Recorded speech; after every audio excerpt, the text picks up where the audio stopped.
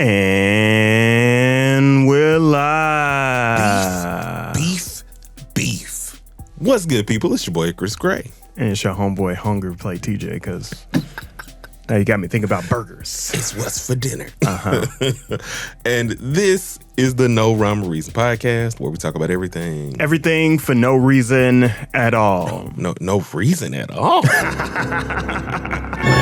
We got a beef brewing.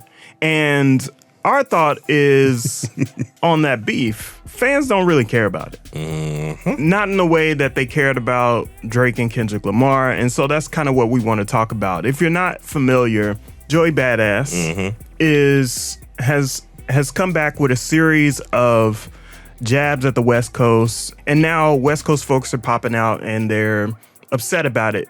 And now at this point here, it's May 2025. And the beef has eclipsed. Mm-hmm. And there's a series of events that has led to this situation. So first, back in January, Joey BadA releases The Ruler's Back. He uses the Jay-Z line, too much West Coast D-licking. Glizzy eating. And then TDE's like, well, what? Because you're talking about our reign. Like, we're the ones that are doing the most right here on the West Coast right now. It's TDE time. And then you have this sort of West Coast dominance that Joey BadA is trying to call out, right? So fast forward, Ray Vaughn releases, and Ray Vaughn is an independent artist, not an independent artist, but an artist signed to TDE. And he did a song called Crash Out Heritage. And in that, he's responding to Joey BadA. And then Joey BadA releases Sorry Not Sorry. And then there's a little lapse in time. Mm-hmm. But the lapse in time comes with a new cipher that comes out. So Red Bull gets Big Sean, they get Ab-Soul, and then they get Joey BadA. And you can see where the contention is here. So Big Sean, let's get him out of the way. He throws a few shots at Kanye. But also, Sean keeps getting overshadowed on songs where people are like, we can get to that. Okay. That's why it doesn't matter. That goes to our main point, right? It does. But the two people that take the stage are the folks that are sparring from either coast. You have Ab-Soul and you have Joey BadA. Joey BadA being a pro era representative, the main guy in pro era. And then you have Ab-Soul, who is holding down TDE no matter what. And they go back and forth and they spar and they trade bars within this cipher. And then at that point, people start catching strays. Ray Vaughn catches some strays.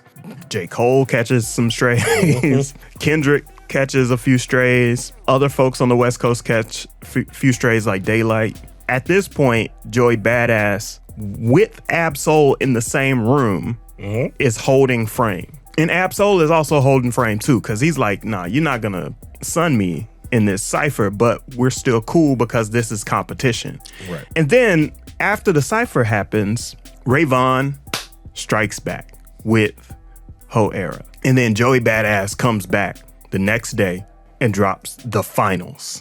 After the finals, Reason drops the Dead Apple. And ultimately, what we're saying right now is fans, or at least the average fan, does not care about this beef and cared way more about Kendrick Lamar and Drake than they ever would about this situation. Yeah, the bigger point that we're making to you average fans, y'all don't care about actual competition. You care about messiness and you care about superstars. You come to the game because you want to see the Jay-Z's of the world, the Lil Waynes, you want to see all of these different things. You want to see the bigger stars.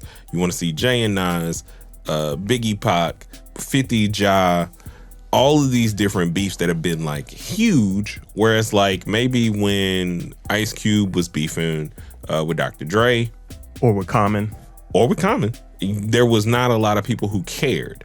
You didn't even really care about Drake beefing with Common, right? As much as you cared about the mess of why. I forgot that song came out. They were beefing. Sweet.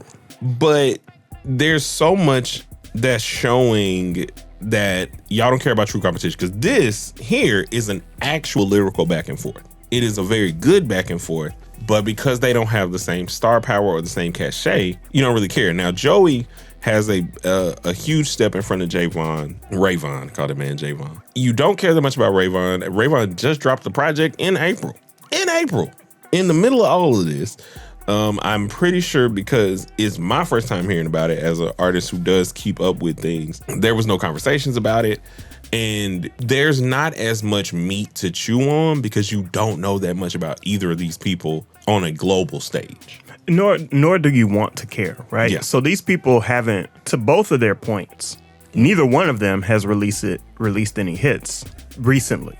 Neither one of these individuals have been in the spotlight recently. And I think they're trying to utilize this to propel themselves to the spotlight, but is it working?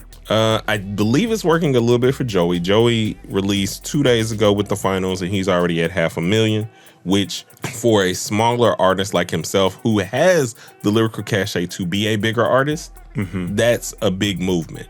Because a big point that I was making about you average fans is Drake and Kendrick, every one of those diss tracks hit 1 million plus in 24 hours. I think Ray Vaughn and like Reason's tracks were at least at the time of recording at about 140,000, 200,000, which means it's just like blog era people and actual hip hop heads who are looking and listening to everything that comes out that were actually listening to the song. Now, you may have heard about it from a review of somebody that you like, but your actual interest are starting to prove what I was saying about people that were siding with Kendrick or whatever. Is like, y'all don't really care about lyrics. You just care that this is messy. Yeah.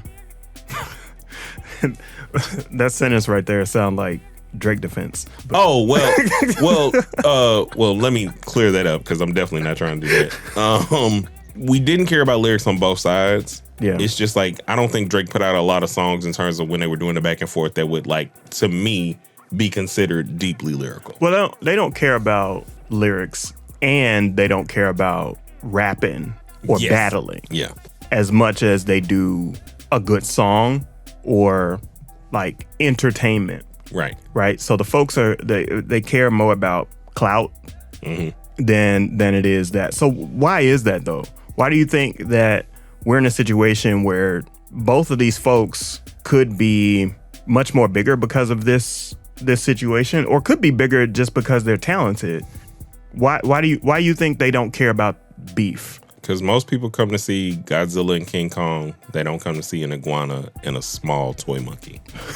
And that's no offense to them, but you get what I'm saying? Yeah. Like, I need to know as an average person who I'm looking at without knowing who I'm looking at. Right. Like, if you say Beehive, they know who you're talking about.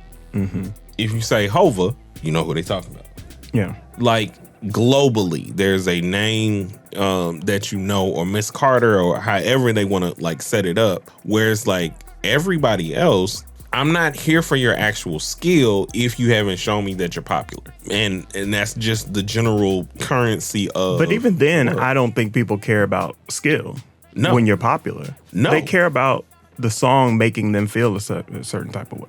I would say that, but you have to be big enough to create a sense of FOMO, because Euphoria still has crazy views, and I don't think Euphoria was the best. Yeah, it has crazy views. Well, to me, it was the best, but like for average fans, I don't think it has the same cachet that Not Like Us does. Let me give you another comparison, right? Okay. Are any of the songs from the beef? Which beef? The Kendrick and Drake beef. Okay. Bigger than Nice for What or Humble? And I'm not saying, like, don't compare them time-wise, right? Because that's not a fair comparison. Yeah. Right? These songs, these actual songs, Humble and Nice for What, are monumentous hit records. What's a challenge for me is even Euphoria and Meet the Grams and all of those other songs, they don't even matter on the scale of Humble and Nice for What. No. The only song that would even have that cachet is Not Like Us, and it's only because to me it gives the most back-to-back feeling, because it is a song no matter the content in it, even though whatever. Not Like Us is the only one that you're probably playing at the cookout. The only one, because there is a black national feeling of it, you know, like a Juneteenth because it's bigger. Yeah, it's what Drake did with Meek Mill. Yeah, it's literally like back to back. You literally just be sitting there. Is that your girl? Is that a world tour or your girl's tour? Mm-hmm. You know, you're saying that to somebody, and you're all going. And shout out to all the boss wife, and like that's what you're doing. Whew. Yeah, so like yeah. So there was only one song that was even a standout. I think the biggest part is that like people don't even know why they should be checking in on this beef right now. What is your biggest reason why they should check it out? I actually don't have one. I don't have a good reason for people to check out this beef other than, do you like raps? Right? Like, yeah. And if you don't like raps, then it ain't for you. Here's why I think you guys should check it out. So if you grew up in the early 2000s. And not you guys, like our audience. I think we're talking past our audience right now. Because our audience knows about this. Average fans, here's why I'm saying you should check this out. This is the closest thing I think we're getting to like modern day actual competition. And there's actual respect between these two artists, which means you can get more music, more quality because they're actively engaging in what the sport is supposed to be. So it's fun for you because you get to hear some really disrespectful stuff. I guarantee you, if you listen to the finals, you're going to be like, oh my God, these people can't like each other. Like there's no way that he was standing next to his mans on stage and they doing this kind of thing. It is just as juicy, even more so than the Drake and Kendrick beef to me, because these are people that are actually going to take time and sit in the craft because they don't have another option. Because if they don't, you wouldn't listen to it in the first place. You know what would be more interesting? Yeah.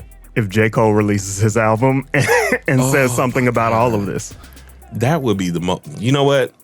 I'm with you on that bingo card. But what do y'all think? Like, what are we going to do down in the comments to tell us what you're expecting? Are you in tune with this beef, average fan? Right. Do you care? What actually makes you care about beef? Because I could be wrong. So let us know down in the comments. We appreciate each and every one of you.